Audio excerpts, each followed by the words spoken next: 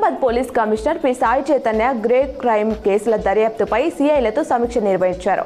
అత్యాచోరీ, మహిళలు, చిన్నారులపై నేరాల కేసులను త్వరితగతిన పూర్తి చేసి నిందితులను అరెస్ట్ చేయాలని ఆదేశించారు. సీసీటీవీ, ఫోరెన్సిక్ ఆధారాలను సమర్థంగా వినియోగించాలని సూచించారు.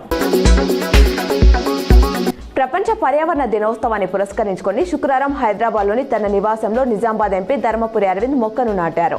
పర్యావరణ దినోత్సవం సందర్భంగా భారత ప్రధానమంత్రి నరేంద్ర మోదీ పిలుపు మేరకు మొక్కను నాటానన్నారు. ప్రజలందరూ ఈ మహత్ కార్యంలో పాల్గొని మొక్కలను నాటాలన్నారు.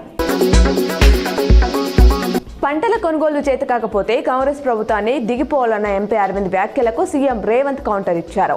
12 ఏళ్లలో పీఎం మోదీ ఏం వెలగబెట్టారో అరవింద్, బండి సంజయ్ చెప్పాలన్నారు.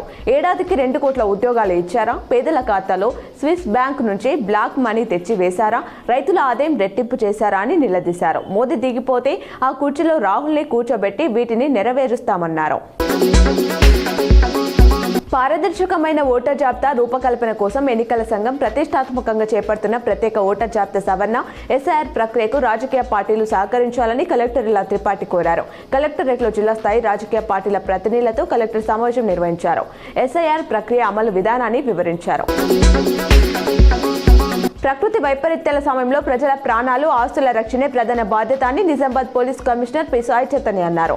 రానున్న మాన్సూన్ సీజన్ను దృష్టిలో ఉంచుకొని భారీ వర్షాలు, ప్రకృతి వైపరీత్యాల సమయంలో చేపట్టాల్సిన ముందస్తు చర్యలపై సిపి పోలీసు అధికారులతో శుక్రవారం విస్తృత స్థాయి సమీక్ష నిర్వహించారు.